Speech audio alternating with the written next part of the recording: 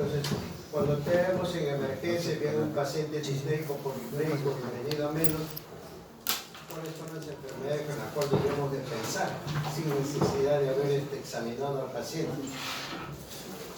Porque uno tiene que ir planteándose, estando en emergencia, ¿qué podría hacer? Nada más.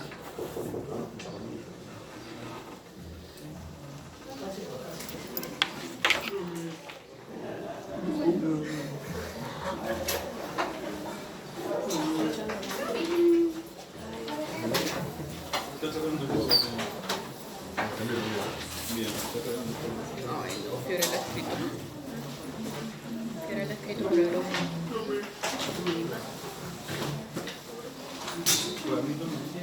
Entonces, los casos de insuficiencia respiratoria aguda, uno pues, en principio dice neumonía, de hecho. Después podría ser neumotórax. Después podría ser tromboembolismo pulmonar y terminaríamos con síndrome de distrés respiratorio agudo o del adulto que se la llamaba antiguamente. Esas 4 entidades. Pero también podría ser un infarto con complicaciones neumológicas, nada más. Punto. Y sobre eso tendríamos que fijar qué actitud tendríamos que tomar desde el punto de vista qué le damos y qué hacemos. Esta es una enfermedad frecuente, es frecuente mayormente en gente joven. Es presencia de aire en la cavidad pleural que se quede virtual, pasa a ser real. ¿Qué hay? Dependiendo de la intensidad o la cantidad de aire, puede haber colapso pulmonar. Hay disminución de la capacidad ventilatoria, una amputación funcional. ¿Cómo lo entendemos eso? Porque habría un pulmón que no está funcionando adecuadamente, nada más. La etiología, a partir del tejido pulmonar, enfermedades propias del tejido pulmonar, presencia de pequeñas válvulas que se rompen y dan esta patología. En heridas penetrantes, estamos en una sociedad en momentos muy violentos, que por un celular te matan, te hacen daño, ¿no? Pero no es por el aparato, sino por los datos que uno contiene adentro, de lo que uno, porque si no tuviésemos nada que se lo lleve, no hay ningún problema. Desde el mediastino, también puede haber ruptura o perforación de la tráquea o perforación o ruptura del esófago. Mayormente esto sería pues por mecanismo de traumatismo torácico cerrado, o si no en tráquea por problemas de broncospiroscopía o por problemas de endoscopía digestiva, nada más. El que sigue. A ver, ¿quién me dice que hay ahí?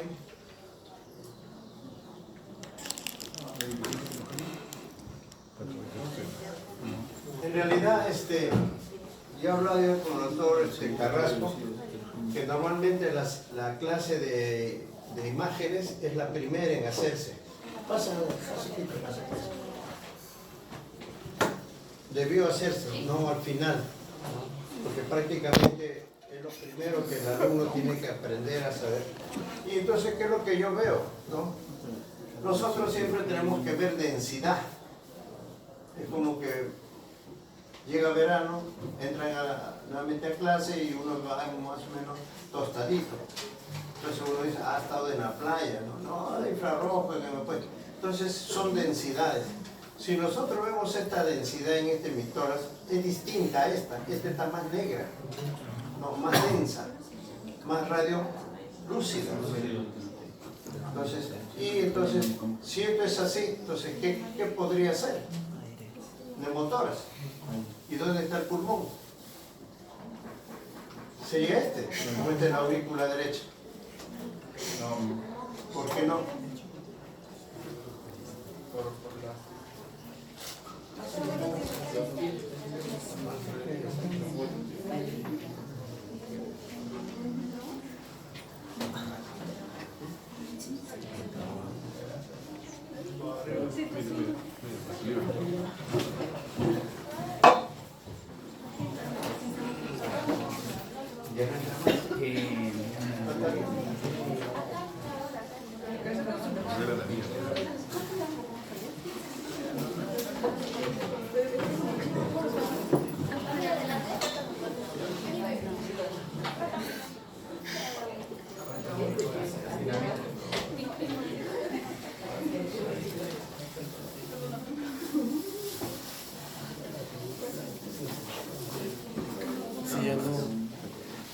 Juancito? Y disculpa, sí. Como bueno está. ¿Ya sí? Seguimos. Ya nadie más entra. ¿Seguro? Listo. Entonces, este es el asunto. Si hay neumotoras, y entonces hay dos tipos de neumotoras, no por el mecanismo de cómo se hace, sino por la funcionabilidad. La tráquea está centrada, el mediastino está en su sitio. Entonces podemos decir que este es un neumotórax isotensivo, porque en el hipertensivo prácticamente pues la tráquea tendría que estar desviada y el mediastino tendría que estar pues trasladado hacia el otro lado. Ahora, ¿quiénes son chicas que juegan vóley? Ni uno. Varones que juegan allá. Cuando la pelota está muy inflada, ¿cómo la sientes? Dura. Entonces, aire duro es igual acá. Cuando es hipertensivo, esto prácticamente rápidamente lo traslada y la insuficiencia respiratoria es mayor y es una urgencia. Cuando es isotensivo, el paciente está tranquilo, le falta el aire, sí, deja trabajar.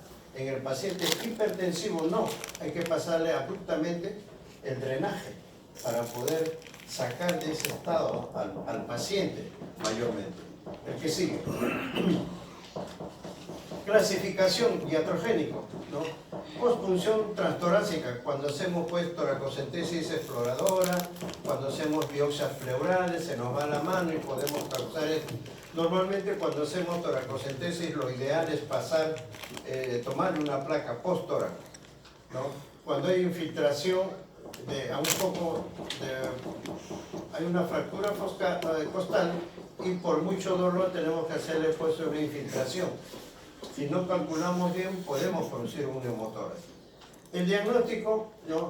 Hay clasificación por diagnóstico, pero es historia. Hay inyección de aire en la cavidad pleural, diagnóstico de masa y patología mediastinal.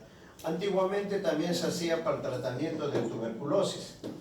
Le pasaban aire, entonces la tuberculosis necesita oxígeno para seguir destruyendo pulmón. Y si yo le quito el oxígeno con un colapso pulmonar, prácticamente queda en nada. Pero el asunto era cómo tendríamos que debilitarla, operarlo, para que ese pulmón pueda expandirse normalmente.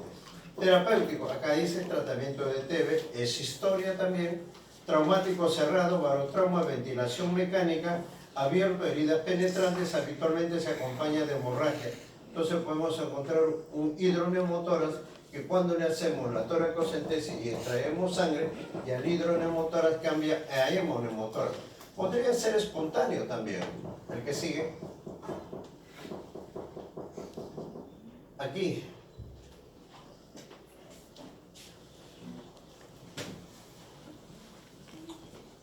Ya.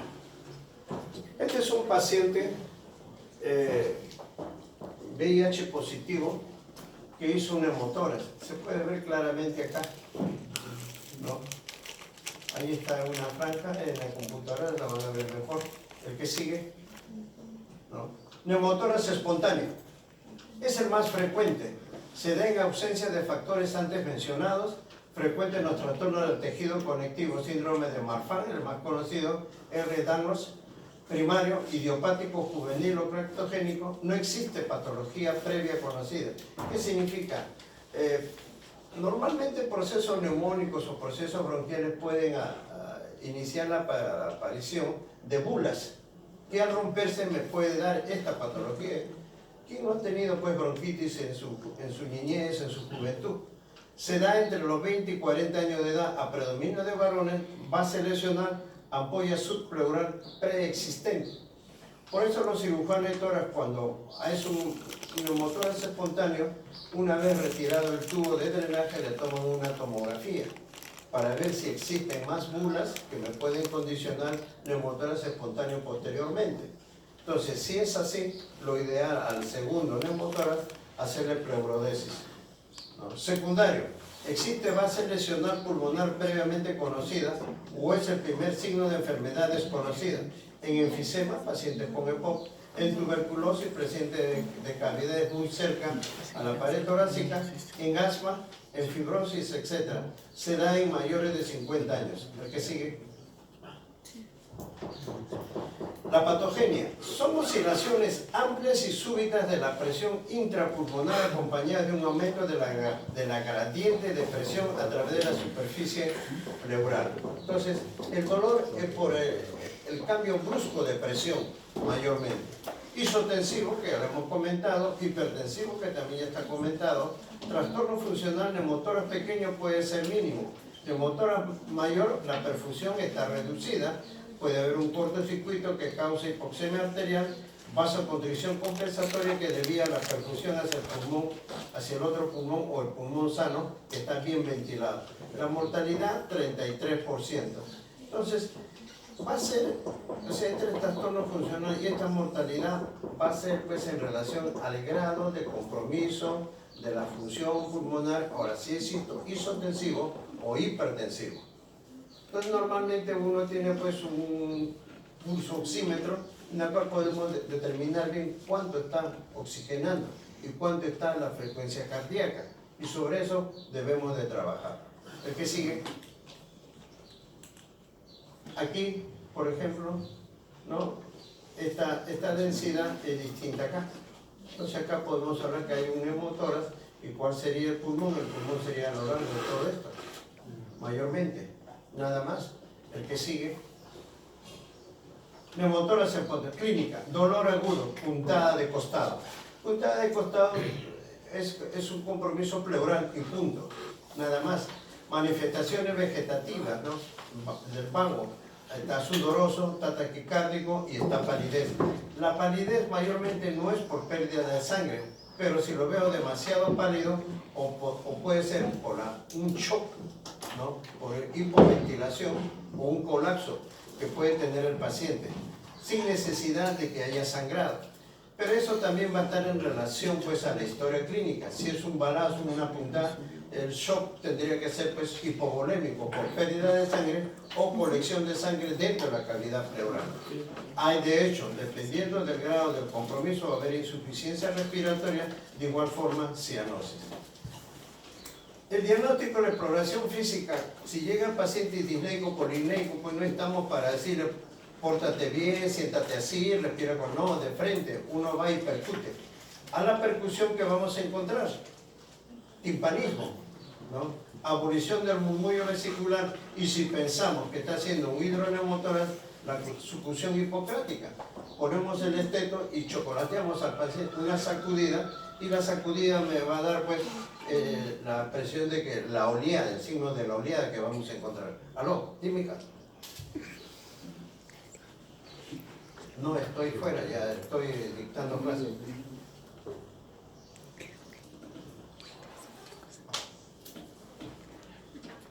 Dile de parte mía, pues hija.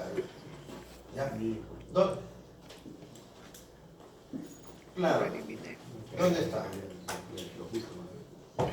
Llámalo, pues dile de parte mía que yo lo estoy esperando para que se vaya a casa. Dile así nomás.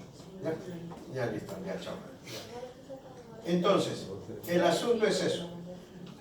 Radiografía de tórax en expiración forzada, ¿no? Cuando el neumotórax es pequeño. Entonces, maniobra que para evidenciar neumotórax inadvertido o pocos importantes, ¿no? Aumenta. Entonces, le hacemos una expiración forzada, ¿no? Tome aire y bota todo lo que puedas. Ahí, forzado, y ¡pum! Disparamos. Entonces, podemos detectar estos tipos de neumotórax que a veces ni se distinguen. Diagnóstico diferencial podría ser un quiste broncogénico. Hay que verlo para nosotros decirlo. Hernia diafragmática con vólvulo gástrico. El estómago puede pasar al hemitórax o el colon. Pero ¿cómo sería el colon? El colon tendría que haber austras. Entonces, hay ciertas formas de cómo distinguir estas cosas. Puede ser enfisema lobar congénito, etcétera, etcétera. El que sigue. Neumotórax hipertensivo. Aparece agudamente como un espontáneo o como un isotensivo. Se debe a la presencia de un mecanismo valvular que permite la insuflación de pleura en forma progresiva. O sea, no es que el aire entra y sale, sino entra pero ya no sale. Sigue entrando y ya no sale. pero eso se da en cuestiones de minutos mayormente. Hay un colapso pulmonar total, desplazamiento contralateral del mediastino, que no hay en esa placa que hemos visto que todo hay un colapso pulmonar del más o menos 90%, pero el mediastino está central, o sea que es isotensivo. Neumotórax bilateral no es frecuente, pero nosotros sí observamos en la emergencia hasta un 2.5% y el tratamiento es urgente. Pero esto también va a depender del grado de compromiso de cada pulmón. ¿No? Si es un neumotórax mínimo bilateral, no es necesario poner tubo. O cuánto está saturando mayormente. Entonces, a veces hay neumotórax que no dejan trabajar, que hay que actuar de frente. Porque lo ideal sería examinarlo, llevarlo a rayos X, tomar la placa, ver ahí mismo la placa y ver si amerita o no amerita hacer el drenaje. El que sigue. Aquí, por ejemplo, ¿no? Vemos una radiolucidez acá y aquí también. Entonces es un neumotórax bilateral. Pero accidentalmente vemos estas imágenes que me podría estar diciendo que podría ser que secuela TB o algo que él podría haber tenido anteriormente. El que sigue, vemos al paciente, ¿no? Con dos drenajes. Uno acá con hilos probablemente sangre, aquí está libre. El que sigue, aquí vemos, ¿no? Doctor, bueno. ¿Qué es? Uno, dos. A la U.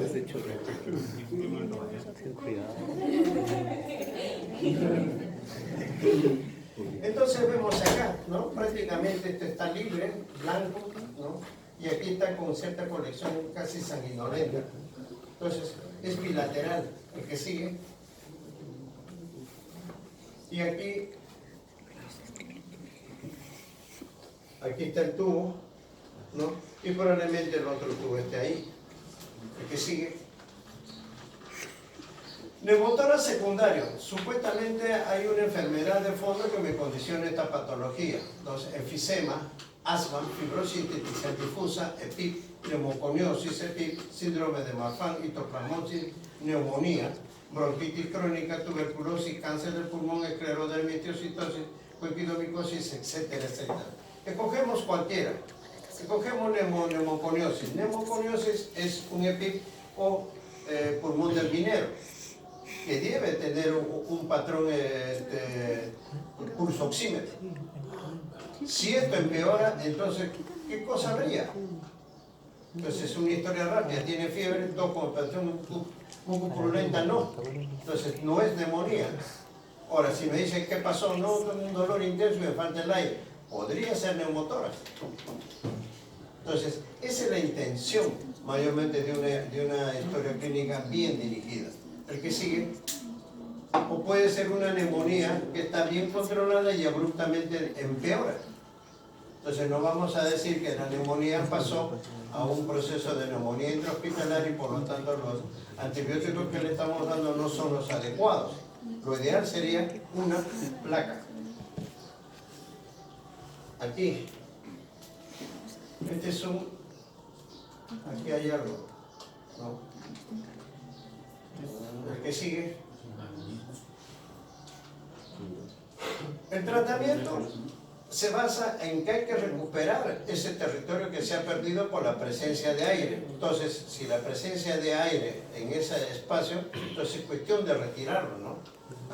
Acá, como dice, reexpandir el pulmón. Neumotórax menos del 15 al 20% no requiere tratamiento. Entonces, ¿cómo calculamos nosotros si es 15, si es 20% o es más y necesita drenaje?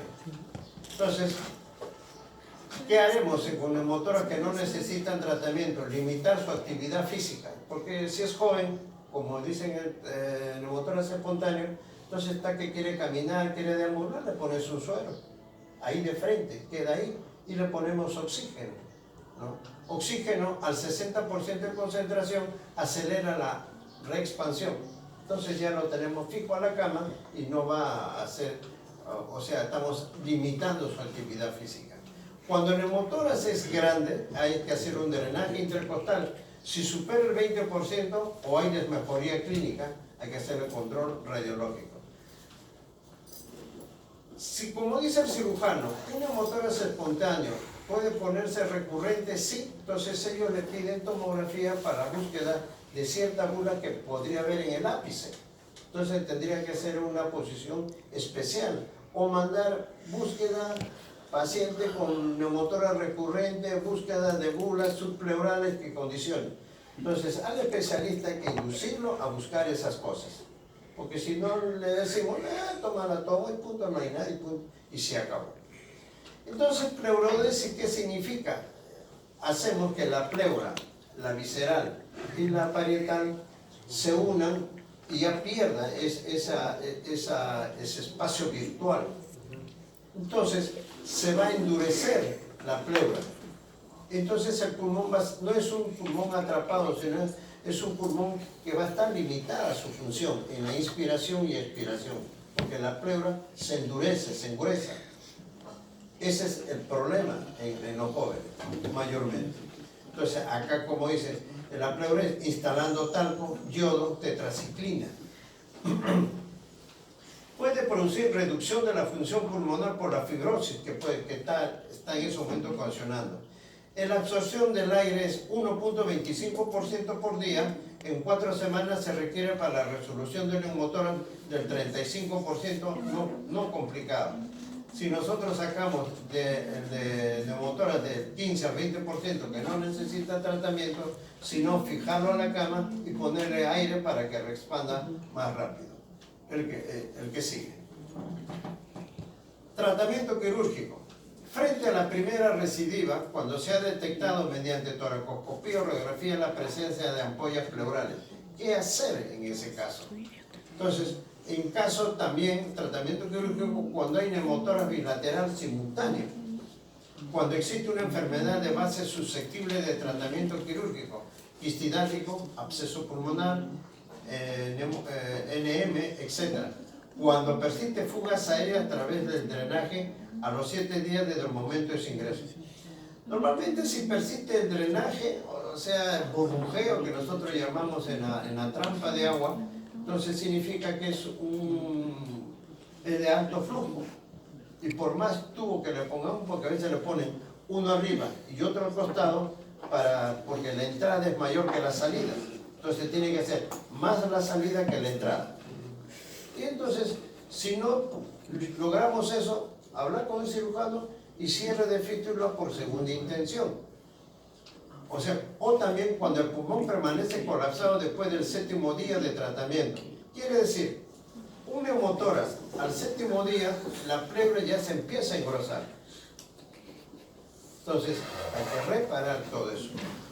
La abrasión de la pleura o la pleurodesis es ampliamente conocida, utilizada en el tratamiento paliativo de los derrames pleurales malignos, porque en realidad si es maligno, pegamos la pleura y ya no va a exudar o no va a salir más líquido, y eso favorece al paciente.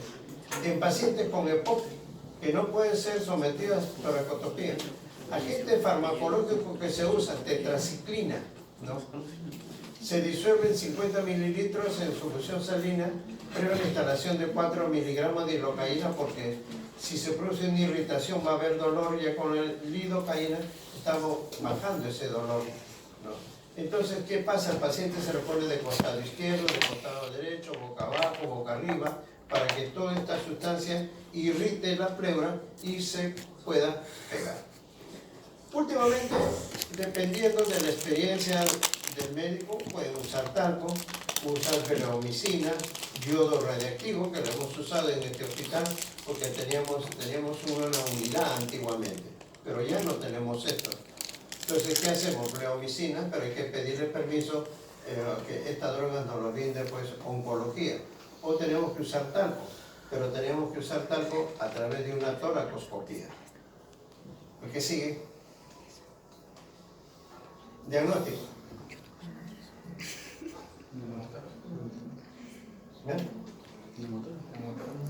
¿Neumotórax?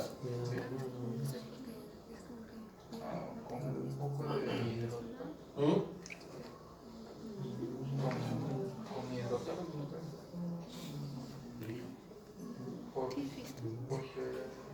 Si dicen neumotórax, entonces la primera pregunta que se harían ustedes, ¿dónde está el pulmón?